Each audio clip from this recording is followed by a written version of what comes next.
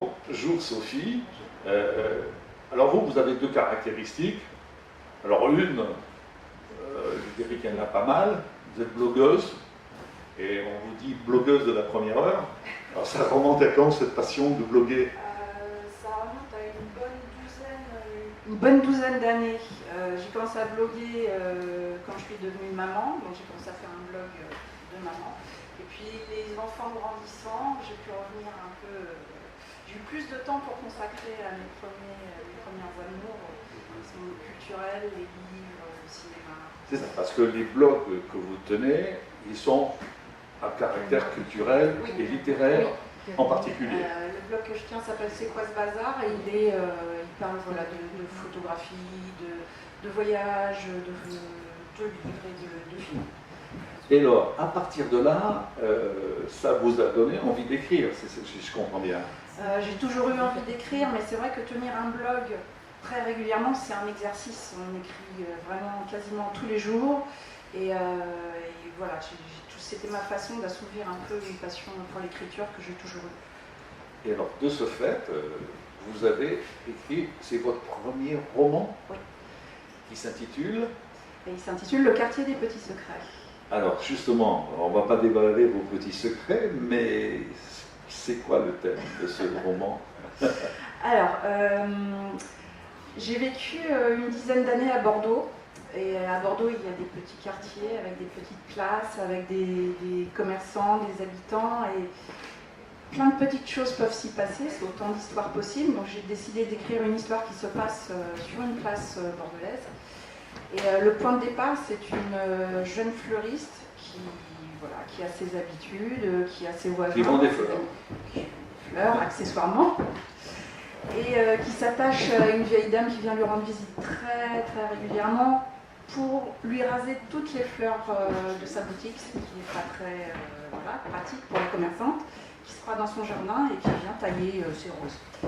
Et le jour où elle ne vient plus, la fleuriste s'en inquiète et c'est le point de départ d'une aventure, d'une aventure botanique. On m'a dit ça un jour, que c'était une aventure botanique, j'aime bien l'expression. Alors une aventure botanique, c'est-à-dire que tout tourne autour des plantes. Pas seulement, c'est un prétexte. C'est un prétexte pour faire mener une enquête sur... Une enquête policière? Oh non, plutôt sur les secrets de famille. Sur, là c'est encore pire qu'une enquête policière, ça, les secrets de famille. Oui, on peut dire ça. Bon, ça se termine bien ou ça se termine mal? Je dis rien. Mais bon, oui, ok, d'accord. Mais vous parlez d'inspectrice dans votre livre. Oui, c'est l'un des personnages. Je ne peux pas dire la fin, je ne peux pas raconter la fin, mais je ne vous demande pas là. Mais je sais que les lecteurs sont surpris. C'est un peu de votre histoire? Non, c'est pas autobiographique? Non, du tout. Non, j'ai jamais été fleuriste. Mais forcément, c'est un premier roman, donc il y a des petites touches un petit peu dans tous les recoins pour ceux qui fouillent un petit peu. Mais non, c'est pas du tout autobiographique. Est-ce que le fait de tenir un blog, ça vous a beaucoup aidé pour écrire ce roman, ou pas? Non, parce que sur le blog, je parle tout de même de choses, ça reste... Qui concernent les autres? Oui, voilà. Et là, c'était quand même, je suis partie, j'ai laissé libre cours à mon imagination. Mais sur votre blog, vous faites un peu de critique littéraire? Oui, je parle beaucoup des livres, j'adore les livres, je suis très impressionnée par les auteurs, j'aime les écouter parler de leur travail, j'aime les rencontrer et j'en parle beaucoup. Et de ce fait, quand on vous interviewe, vous réagissez comment? Quand on vous demande de parler de votre livre, ou vous avez beaucoup d'avis favorables sur ce que vous faites ou pas?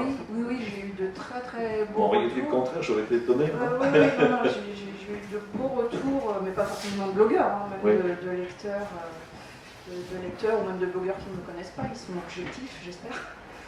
Mais je ne sais plus, c'était quoi la question? Non, mais la question c'était de savoir comment ce roman est reçu.